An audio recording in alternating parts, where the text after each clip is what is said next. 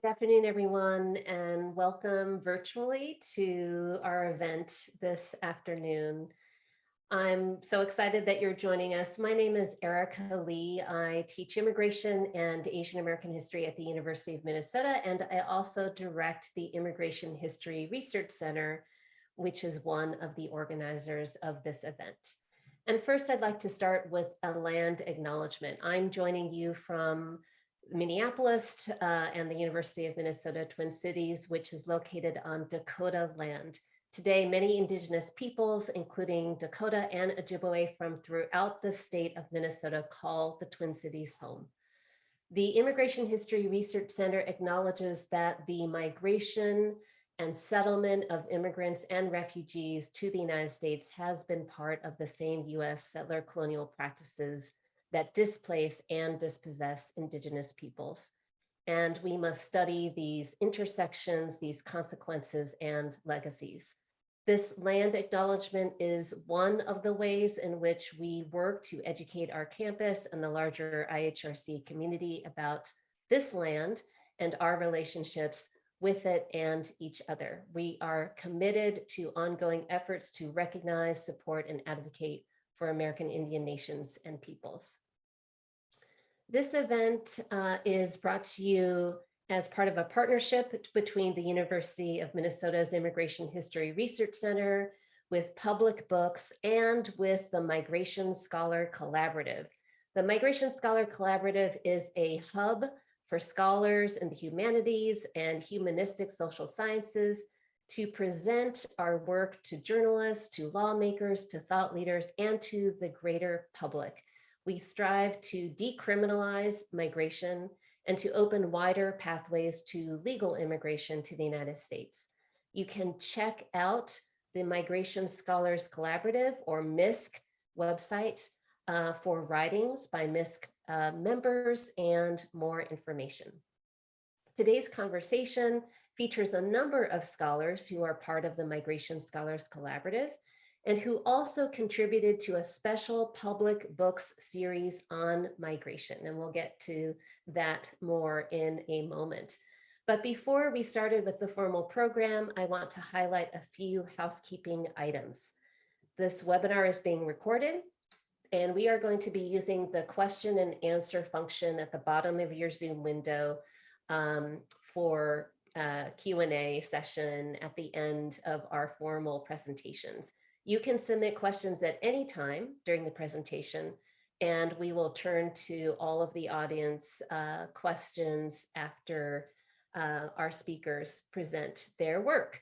You can also choose to submit questions anonymously if you do not want your name to be mentioned when the question is posted.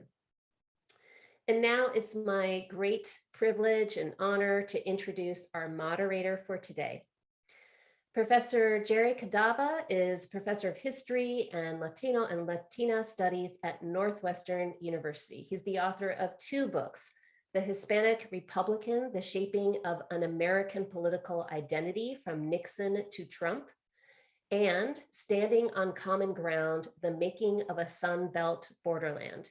He's working on a third book right now, an overview of Latino history that focuses on colonization and the dynamics between colonizer and colonized. Jerry, thank you so much for joining us. Thank you, Erica, for that introduction and for getting us started today. I want to thank you for hosting this. I want to thank IHRC at the University of Minnesota, and I want to thank all of you for coming. I know that we're all eager to start having these sorts of events in person. So, of course, we hope to all interact live and in the flesh at some point. But for now, thank you for spending another hour on Zoom with us. So first, I want to just introduce the public book series a little bit, and then we will turn to our first couple of panelists who wrote one essay, and then we'll move to talk with another couple of panelists who wrote a second essay. Before I do that, I just wanted to talk a little bit about the series and the online magazine, Public Books. Public Books is an open access online magazine where curious readers discover leading scholars and experts writing about today's most interesting books, films, media, and cultural trends. The Borderlands series, which I co-edited with Naomi Paik and Kat Ramirez, these are the two other Borderlands section editors, it focuses on urgent issues of migration, borders, borderland cultures, and envisioning futures where people have the freedom to stay and the freedom to move. And we're honored to have curated the series from Crisis to Futurity with the Migration Scholars Collaborative and to co-host today's event. The articles in the series take various forms, including the manifesto, the interview, and the historical essay, yet they each offer vital historical context and urgent political critique, and an expansive understanding of all of the aspects of life in the United States that immigration affects. And now it's my honor to introduce our first speakers. These are Carl Jacobi and Monica Martinez.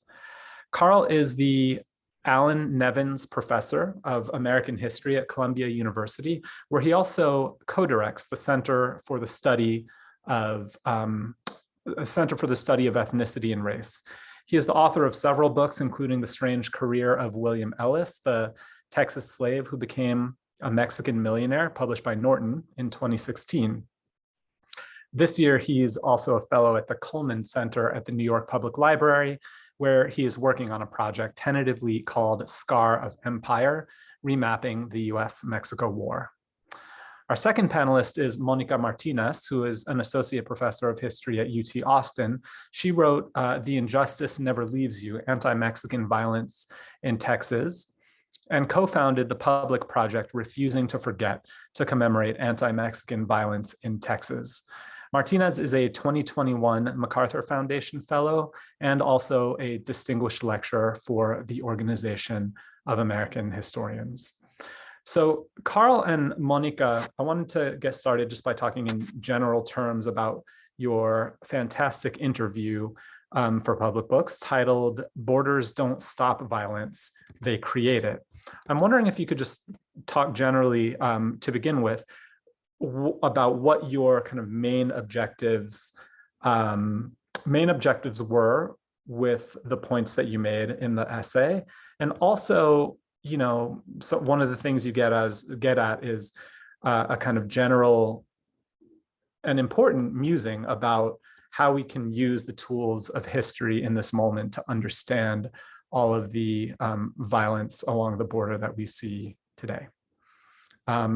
I'll call on Monica first. Thanks, Jerry. Thank you so much. And to the sponsors and to everybody who helped organize this event.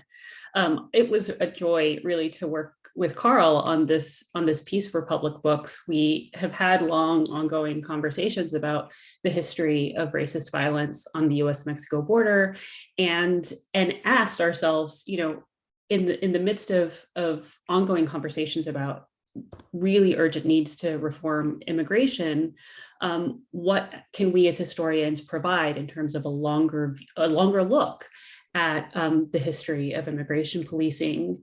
And we, you know, one of the things that we realized really quickly is that most people have forgotten how the US-Mexico border was actually constructed. And so we thought, well, we should take a much longer look and provide just a quick overview of the history of how the border was constructed and why, and the kinds of ideas of white supremacy that guided the construction of the border, and also to think about how the border became a place where people experienced state-sanctioned racist violence.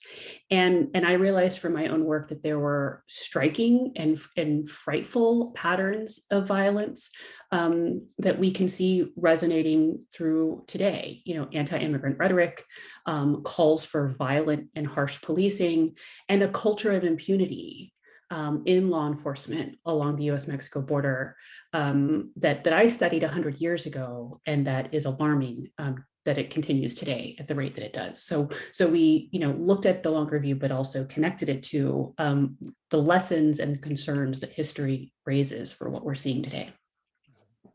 Yeah. Can I just add one little bit to that? Excellent summary by Monica. As I the note that we ended on, which really was something that the conversation led me to think about more deeply, and which is why it was really, I think, fascinating to have the piece as a conversation and the way that we tried to structure it. Well, I was thinking about the very problematic ways that rights in the borderlands in particular have been so closely tied to citizenship. And so the border is a stark geographic divide, but then it really maps on top of the stark divide we have in legal theory between the rights of citizens and rights of non-citizens, and that this has opened up all sorts of room for mischief when people are perceived as non-citizens whose rights mean less. And I think one of the things we were gesturing towards is a sort of possible structural answer. We felt that history offered a structural critique that might then point towards structural answers, was one that would have us thinking about, are there ways to think about rights regimes that would not be so dependent on citizenship, which has, as Monica explicates, the history of that has been really problematic in the borderlands. Yeah. Thank you guys for that overview. And I think I neglected to say at the very beginning, thank you both for doing this piece. It was a really powerful interview with two of my favorite historians, and it was so really, really great to kind of see you guys bouncing your ideas off against one another. So thank you. If you will allow me to be a little bit pessimistic for just a moment, let me ask, I think we're a year into the Biden presidency now. I think many of us watching, on the one hand, we're a year in. I can't believe we're only a year in. I mean, the way politics goes now, it feels like, midterms are right around the corner. Then the presidential election is right around the corner. It's going to feel like an eternity, I'm sure. But, I think a lot of us are frustrated by how slowly the Biden administration has moved to make real changes with immigration or border control, and in fact has carried over some of the Trump administration's policies. I know that they defend themselves by saying that on day one, they undid some of the most damaging things, but then they've kept in place many other harmful aspects of Trump's immigration policy. So, one question is why? I mean, why have they decided to, continue a lot of these harmful policies? But really what I'm interested in hearing you guys talk about is, in some sense, I want you to tell me that I'm wrong and that there's more reason for hope than I feel right now. But I feel like there might not be a lot of will nationally or among the national parties to solve the problems of immigration and border enforcement in a humane way. Another way of putting it, I think there seems to me to be a lot of indifference to a lot of the violence that happens along the border right now. And, I've been trying to think about why, climate refuge is increasing at a really quick rate. I don't think that's going to end anytime soon, but there's also a lot of political security or political insecurity, climate change, economic anxieties that I think make a lot of Americans more concerned with their own personal circumstances than with the plight of migrants trying to make a better lives for themselves in the United States. So I hope I'm wrong about this, but how do you guys read this kind of current moment? Do you think that there's a lack of will nationally? Do you think that there's kind of widespread indifference to violence at the border and against immigrants? And how do you combat those things, or how do you mobilize Americans to care about these things that are manifestly terrible, but in this time when there's so much terrible going on, how do you get Americans to focus on this thing? Is it okay if I start off, Monica? I think that you're entirely right, actually, that Americans are indifferent, but in an odd way that might be the solution as well, in the sense that when you look at the long history of the borderlands, it's been treated as a zone of exception where the United States basically allows itself to do things that it wouldn't allow itself to do anywhere else. So there's relaxations on constitutional protections, much more aggressive policing, all of those sorts of things, which does generate a lot of the violence that you're talking about.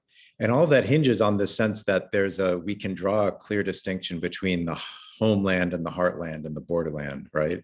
And we can do things in the borderland that we wouldn't tolerate in the homeland. And what I think, if you look at the history, is it suggests that that distinction is always at danger of collapsing in on itself. And so the borderlands become this laboratory where the government takes on extraordinary powers and then often tries to use those powers elsewhere. So the example I think about a lot fairly recently was when there were all the Black Lives Matters protests. Customs and Border Protection is monitoring those Black Lives Matters protests, in the so-called heartland. And so I think we need to make Americans aware that what happens on the borderlands puts all of us at risk because it's corrosive to our democracy and our civil rights for all of us. I mean, we should care about these people just because their own civil rights are being under assault. But if that's not enough for people, then you need to realize that this will eventually come to haunt all of us. And so therefore that's where hopefully the indifference will become self-interest and a desire to address this issue. Mm-hmm. Mm-hmm. Yeah. I'm equally disheartened, Jerry, at how slow we've seen change. I think about the horrors of the family separation policy that still have not been remedied. There's still far too many families that have not been reunited. And there also hasn't been, from the Department of Justice, a full effort to expose the horrors that were put into practice by the United States government. And I think that part of exposing those horrors point to other horrors. And so for me, that is a really important effort in creating a clear record of what happened and thinking truthfully about what repair looks like. And that has just been like swept under the rug, and the media has like not paid attention. But I would also really quickly say that in the absence of real federal immigration reform, we are seeing increasingly draconian policies put into place in states like Texas, especially as people are gearing up for the Texas primary, which is tomorrow. And so Operation Lone Star is one of these policies that is being described as an alternative immigration system. And Congress, a group of congressmen and women sent a letter to the Department of Justice asking last year for there to be an investigation into Operation Lone Star. A judge has already found that this is unconstitutional, the practice of arresting people on being suspected of trespassing, to put them into local prisons for well over a month. I mean, the kinds of violations of due process, but also civil rights, have been alarming.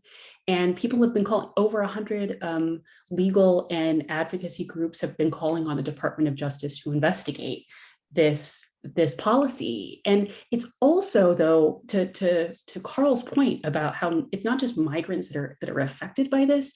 There are over 10,000 Texas National Guard troops that are stationed that have recently been reporting. A survey was leaked that showed that that troops have not been paid, that they're living in dire conditions, that this sort of, people had in some cases, less than 72 hours to prepare civilians to prepare to be deployed for Operation Lone Star. And it's been a logistical nightmare. And there's been reports of recent suicides by some of these members of the Texas National Guard. So the conditions, even for American civilians doing this work, have been horrific. And so but what it has resulted in is really effective and dangerous political ads, that stoke the fear of the federal government not doing their job. And so Texans have to do it. And so Governor Abbott and, these other politicians pose on the border next to these troops.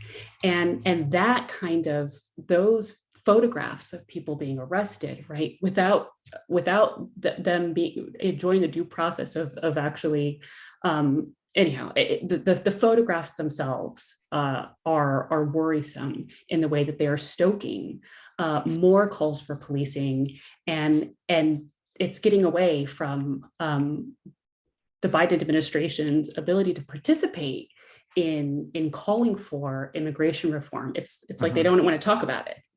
Yeah. Yeah, I have so many follow-up questions for both of you to go through quickly. I mean, because there's a lot here. I mean, Texas is its own thing right now, but it's not its own thing. It is also as much, it used to be the idea that California pointed toward the future of the United States. That was the bellwether to watch, and the rest of America was going to become more like California. But I kind of think that Texas has as much claim on that idea as California does these days. And I think it's just as likely that Texas could become the future of the United States. But, so I'm trying to figure out, whether to ask national questions, Texas questions, but I think they're kind of both intertwined here. And one thing I'm wondering is, that idea that the federal government has failed to do its job. So when the federal government fails to do its job, that's when vigilante groups, state governments have to come in and do the job of the federal government. So on the one hand, that's part of a nativist playbook over a long period of time. But does that argument sound different to you these days? Is there something new about this moment that makes that argument more dangerous or more effective, or what? I mean, absolutely. I mean, there were some recent reports that in Kinney County. So what's happened is that, this operation also relies on rural counties to hold people who've been arrested. And early studies found that less than 3% of the people that were actually arrested were ever prosecuted, right? So this is just thousands of people who are being put into jails, but the infrastructure isn't there for these rural counties. So there was apparently a report that Kinney County, for example, was considering hiring armed militias to help with the effort. And this is where we get into a frighteningly dangerous history where you have a culture of impunity, not only by law enforcement, by federal officers, but also by armed vigilantes. And when we are in such a heightened moment of where you see that the photographs, for example, of the political ads, it's the people, humans, are being portrayed as criminal and as a dangerous threat. And when the sort of history of nativism that runs through these campaigns is what is so dangerous. And I had hoped, and I think other people had hoped, that after the horrors of the El Paso massacre in 2019, that the tenor would change. And it's worse now, I think, than it was in 2019, frighteningly. I'd only add, I mean, I'm a historian who specializes in the 19th century. So of course, I always see these deep continuities. I'm predisposed to do that.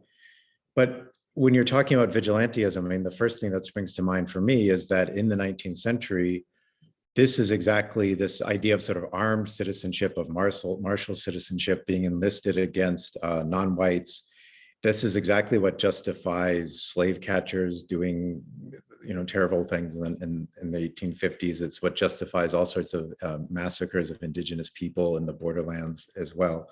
And I think the only shift that I'm seeing, so this idea of sort of vigilantism and the need to take armed action to defend this tenuous border space, I feel like that's a very old tradition, but I think that that's gone national more in a way than it used to be. I think it used to be something that was more Arizona, Texas kind of phenomena. And now we're seeing it play out much more on the national stage. I've been struck, like Monica, when you look at some of these ads for the upcoming political elections, how many people are using the border wall as sort of a backdrop for talking about fears of invasion and all sorts code for all sorts of white anxieties.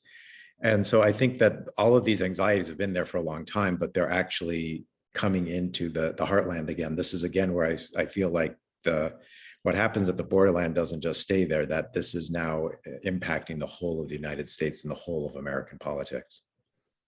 Yeah, absolutely. And again, I have so many follow-up questions, but I want to move to talking about the other essay and talking to our other panelists for a little bit before bringing you back. And all of the audience members, I assure you that you'll have the chance to interact with all four of the panelists. So if there are questions you want to ask of Carl and Monica, please hang on to them and you'll have the chance to do that. But for the moment, I would like to thank you guys. And, I know that this was a very brief exchange, but we'll come back to you guys at the end too. And for now, we'll turn to Alex and Daniel.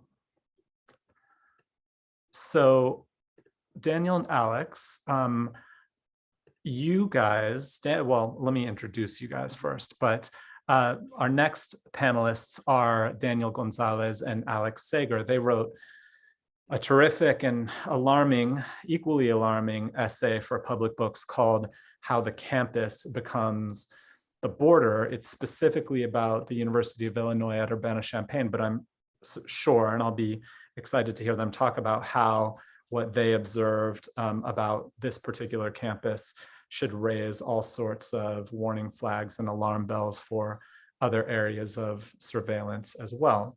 So Daniel Gonzalez is a PhD candidate in the Department of Geography and Geographic Information Sciences at the University of Illinois at Urbana-Champaign, and he's currently finishing his dissertation in Logistical Borderlands, the Department of Homeland Security's data infrastructures and circular networks of migrant management.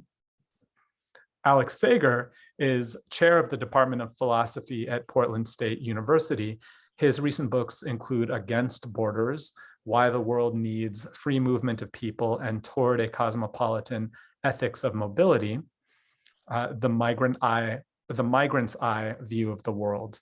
So thank you, Daniel and Alex, for writing your essay and for joining us today. As I did with Carl and Monica, I'm wondering if, just to get us started, you could tell us just in the most general terms what you wrote about and why it feels very significant to you to be writing about this topic at this moment. And I'll turn to Alex first and then Daniel. Why doesn't Daniel start off, and I'll add a bit from a philosophical perspective. Okay. All right. So so how the piece came together and why we decided to write about it was primarily my research is sort of looks at border technologies. And rather than focus on the technologies themselves, I decided to look at the infrastructure that connects them. So the database management systems and stuff like that. Well, due to COVID, part of my research I couldn't do because I had to go to the field and it just wasn't possible. At the same time, I'm part of a graduate student union and a working group in that union that is looking at the ways in which technology is changing graduate student workplace.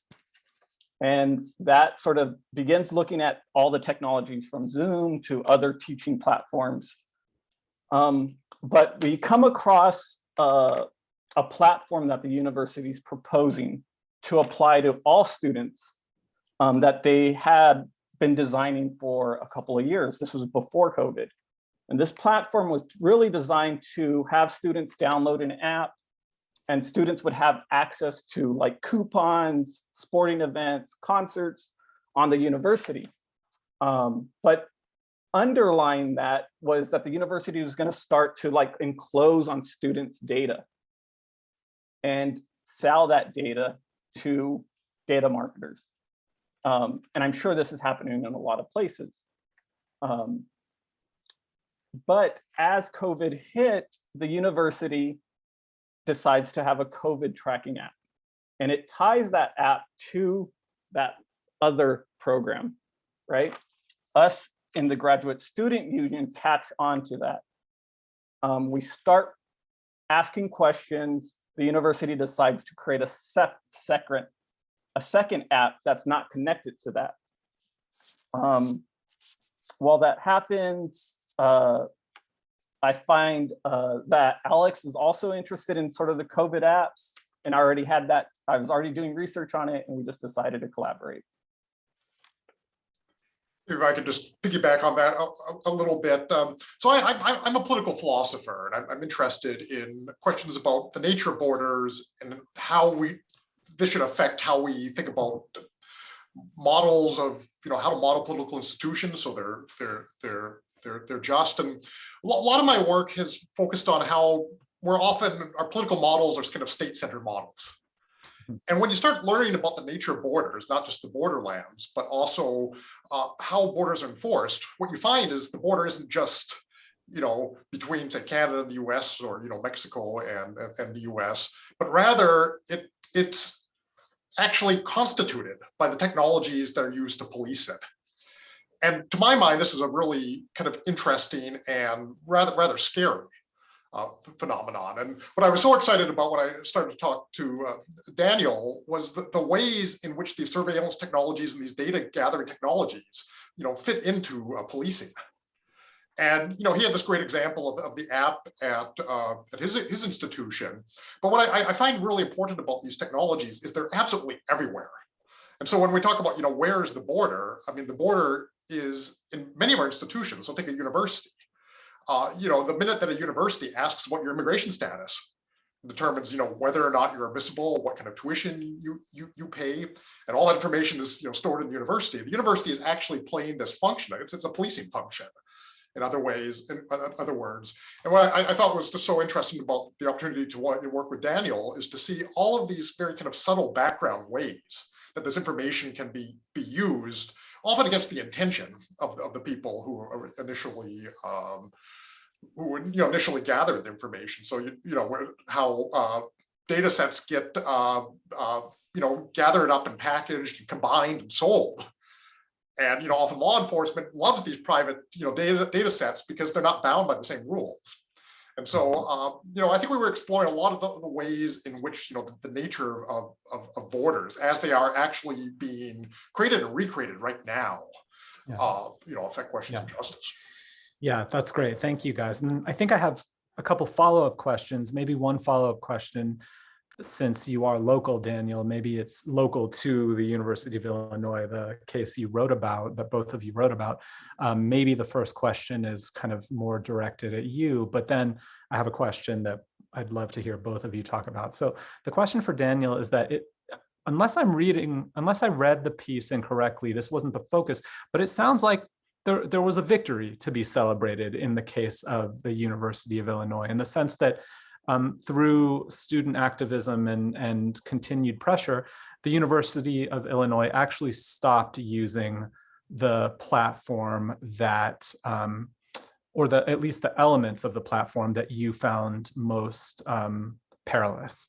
So that's not the focus of the piece. The focus of the piece was kind of just laying out this problem. But I'm wondering if you can, this is the question for you, if you can tell us a little bit more about how that victory was achieved. And then the question for both of you is, how can you scale up from a victory like the one at the University of Illinois to disrupt a lot of these invasive and harmful technologies in other places that they might be occurring, that they are occurring?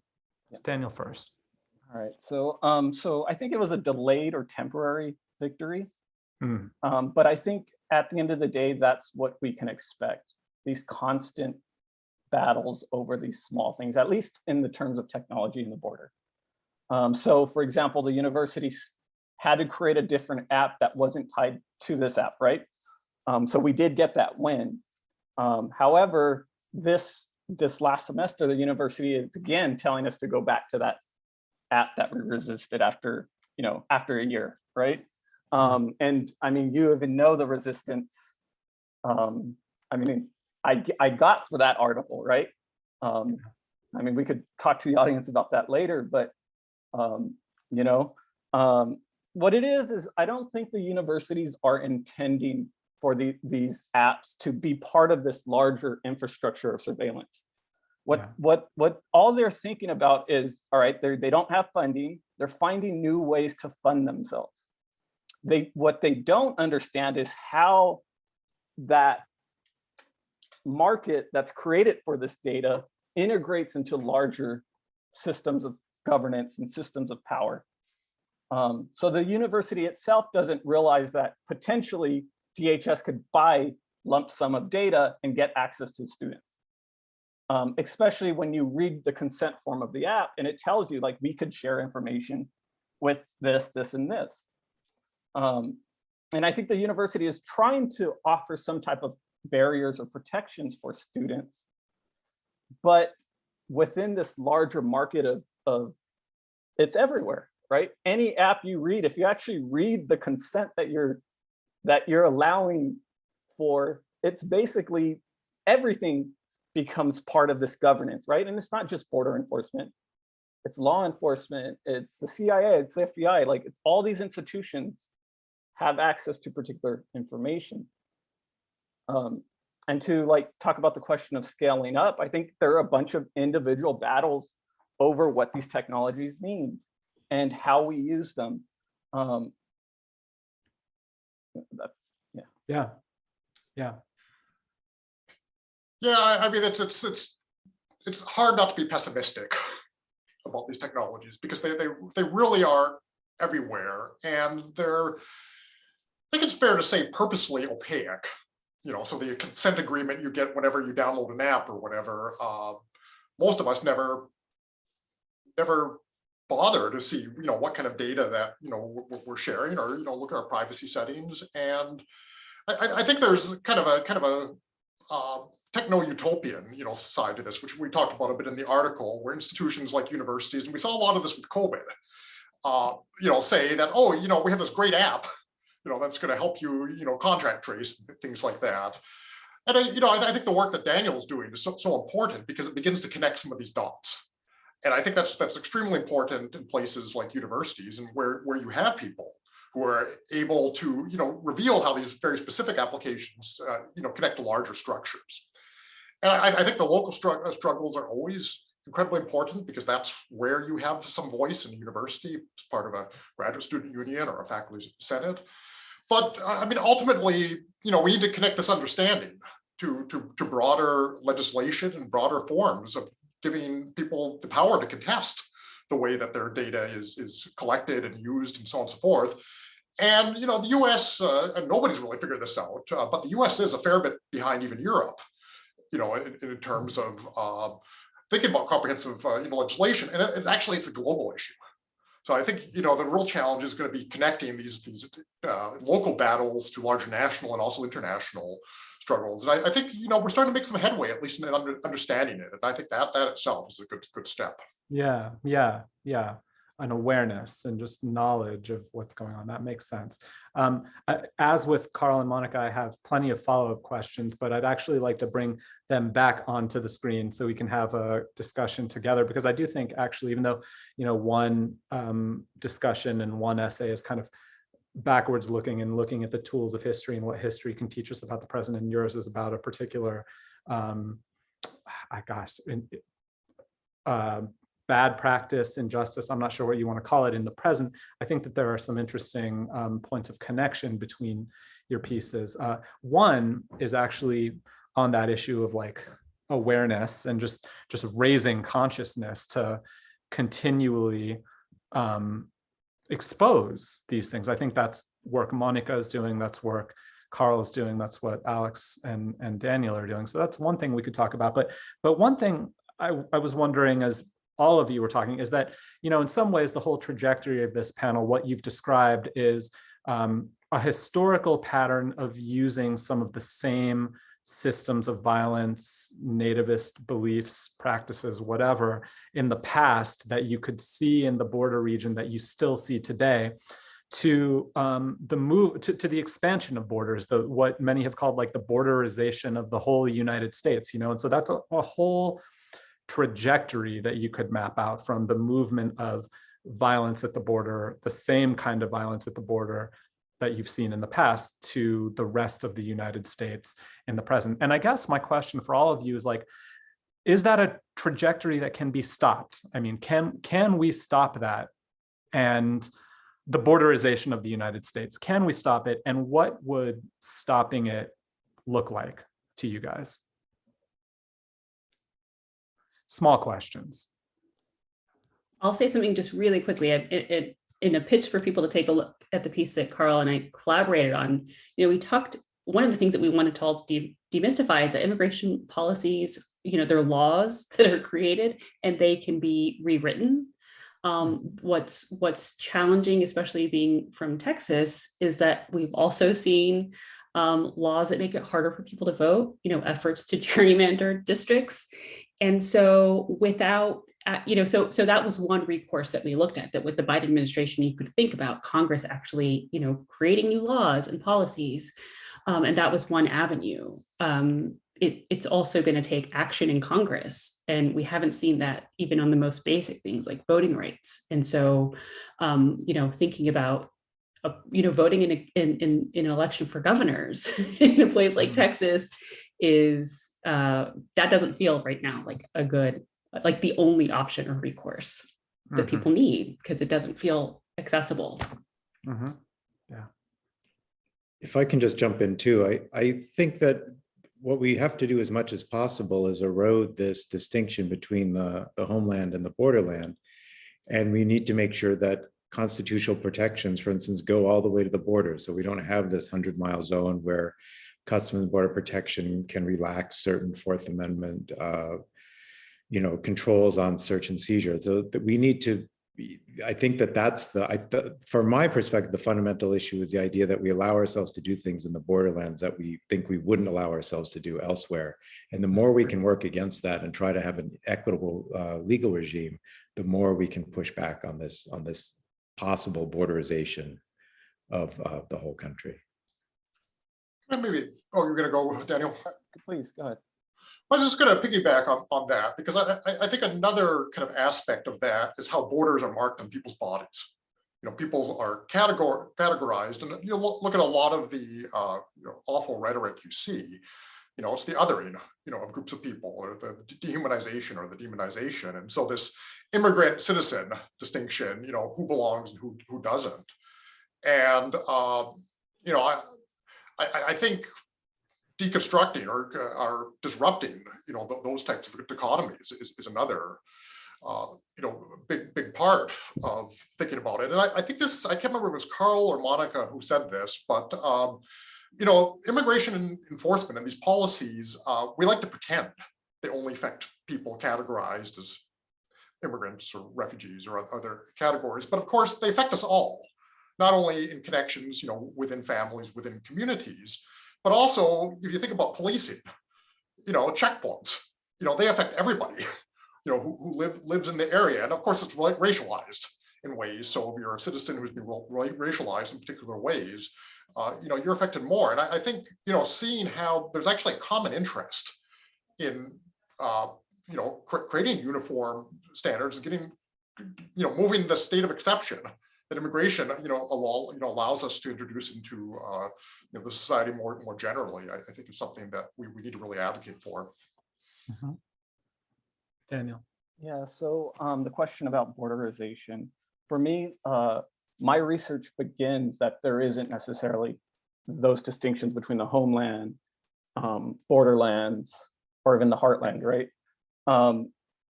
It sort of is, I'm really interested in the question of what is the border, and getting at that. So historically, we often associate the border with walls, right?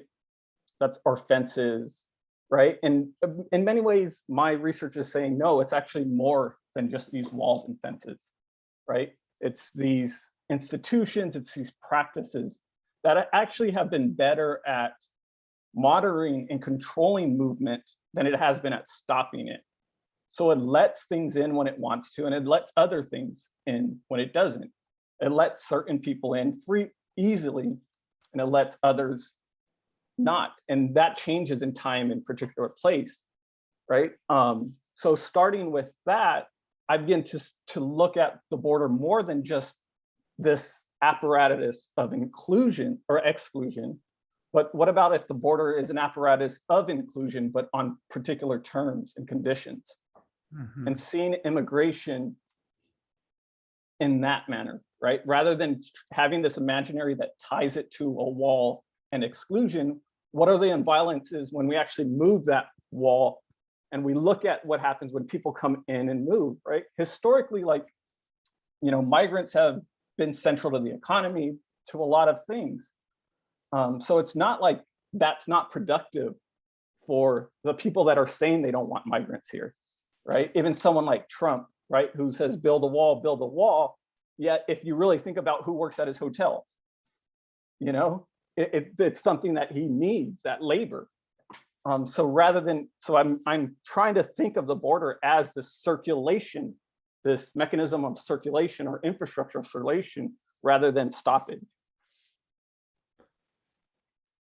Yeah, this is all great, and it's all powerful stuff. I mean, I have so many thoughts about this, but I'm thinking it might be better to just open this conversation up to other audience members as well, because I see Elliot Young has a question, for example. I know we're a couple minutes early before we turn to audience questions, but I feel like now might be a good point to do that instead of going further into the conversation. I feel a little selfish just hogging your guys' time and you know, asking you to answer my questions. So I'm going to turn it back to Professor Lee, who can moderate the Q&A from the audience. Yeah, thank you so much. So what fabulous conversation, so many connections. I was thinking about especially what Daniel's been saying about the unintentional production of surveillance. It helped me think about a question that I had, which is borders are often reified, created during times of crises, but also during times of normality. and perhaps those are the times that we need to be most attentive to, because they creep up on us and we're not necessarily fully aware of the power that they have. I was also thinking about how historically that comment of, you know, where are borders? Well, borders are everywhere. And for some groups, borders have always, their lives have always been structured and controlled by borders far beyond the actual borders of the United States. I also think about Chinese immigrants and the ways in which technology back then, meaning a certificate of identity or the photograph, the criminal mugshots, you know, that were used not only for criminals, but also for immigrant criminals, i.e. undocumented immigrants, were expanded as a form of surveillance and control to control the freedom of movement for all migrants, regardless of their immigration status. So we have these historical lessons about technology, about the norming of borders, about surveillance. But of course, today with all of our, you know, find my phone, find my people, find my device things that I use to keep track of my teenagers and a form of surveillance. Those have become norms, you know, that we all should be thinking about. So actually, I'd like to ask one question, and that is this this question related to the pandemic and the surveillance that our state health systems have created to, quote unquote, keep us safe, contact tracing, etc. And I guess this question is for everybody, but I'm thinking specifically for Daniel and Alex. If we ever get to a point where the quote unquote pandemic is over, or when it becomes more of an epidemic, are there certain tech fixes that you think we should repeal? Certain forms of technology tracking that have been put in place as COVID measures or pandemic measures? And we could just start up at the university level, but things that you think should be done away with.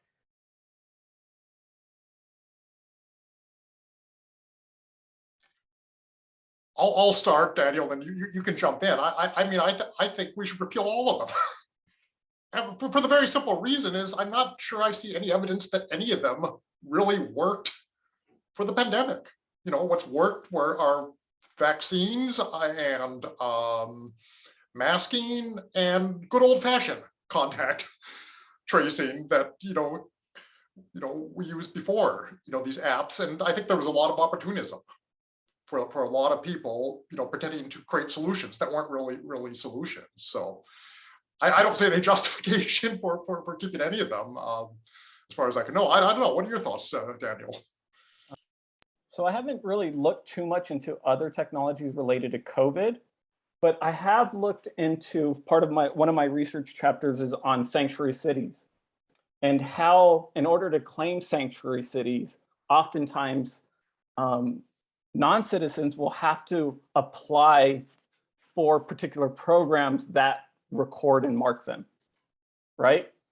And a lot of times these things are like license plates, right, or driver's license, right? So on one hand, these migrants need these driver's license in order to drive around to work, to whatever, right? And on the other hand, this ends up becoming part of this infrastructure as well. And it's this very interesting sort of dilemma, right? And it's a way we have to think about a lot of social services that we provide, right? So for example, healthcare for undocumented people, they're also under this sort of surveillance infrastructure. But at the same time, I can't say don't use them, right? I can't say don't get a driver's license. Like that's irresponsible of me to say that. But at the same time, I think the providers also have to be aware of what's going on. And I think that way, I mean, I think that's how I would approach that question. I haven't looked into specific other COVID apps or programs or whatever to like make a claim about that, but about the sanctuary city policies, I can a little bit. I guess the only thing I would add is, if you do continue to use these technologies, you need to build strong firewalls, to determine what they can be used for and who cannot access them, and have legal protections to prevent, bleed from between different agencies of government. So just a reminder to our audience members to use the Q&A function to ask your question. We do have one from Elliot Young, one of the co-founders of the Migration Scholars Collaborative, and he asks another small question, which is, given the rapid expansion of electronic forms of alternatives to detention for immigrants under Biden, do panelists believe this is a helpful move to decarcerate, or is this itself the expansion of detention beyond the boundaries of the prison? In other words, is this reform the new mass immigrant incarceration?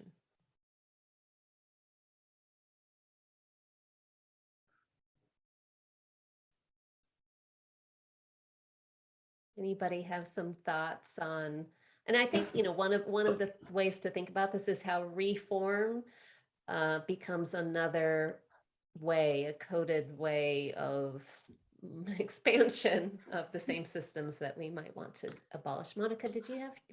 I was just going to really quickly say that, getting people out of prisons and fast, one of the alarming things we've seen in Texas is that even people who have made bail have not been released. So getting people out of prisons, getting people access to counsel, all of that is really important. But there needs to be a much bigger effort to decriminalize migration and movement, and that has to be a push. And this is where, and Carl and our conversation really grappled with the reality. And this comes back to Jerry's earlier question about why it's been so hard for people to see the need to reform our policies as an effort for racial justice, and why it is that policing and immigration policing on the border has been so far segregated from larger calls to change policing in the United States for American citizens. And so,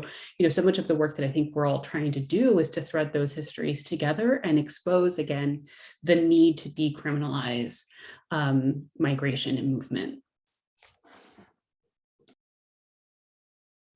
Yeah, I just add, this isn't an exact answer, but a lot of what Monica and I focused on in our conversation is the ways in which there is this, at least there's been the glimmerings of a conversation about rethinking policing and rethinking prison abolition, or thinking about prison abolition. And yet how much migration has not been part of that. And so whether people are in detention centers or whether they're using electronic bracelets, the deeper question seems to be, why are they being criminalized in the first place? And how can we hopefully address that key issue rather than simply trying to figure out what's the least bad way to to lock people up once we've already criminalized them. So I shared a link with a book that actually addresses this question, which I think is really good. But I've sort of have done work on electronic monitoring and stuff like that in terms of immigration. So on one hand, like, who does not want to be, or who doesn't want to, be in jail, right? On the other hand, what we're seeing, at least in my research, is that what happens in electronic monitoring and in these other forms of e-incarceration is that not only is the person that is charged with something in the case of in the case of the criminal law system, or the migrant, or whoever is being monitored and controlled, but their entire networks start becoming monitoring and controlled. So the household, if with these monitoring systems that have either ankle bracelets or whatever, oftentimes they require a certain computer that the person has to have, or a certain check-in, a certain telephone that is provided, and that all that information it goes particular places, right? So it becomes less about the individual, and this is the larger political concern that I have with these stuff. It's better for the individual compared to being in prison, but for that person's community, that structure, it starts becoming this web of incarceration.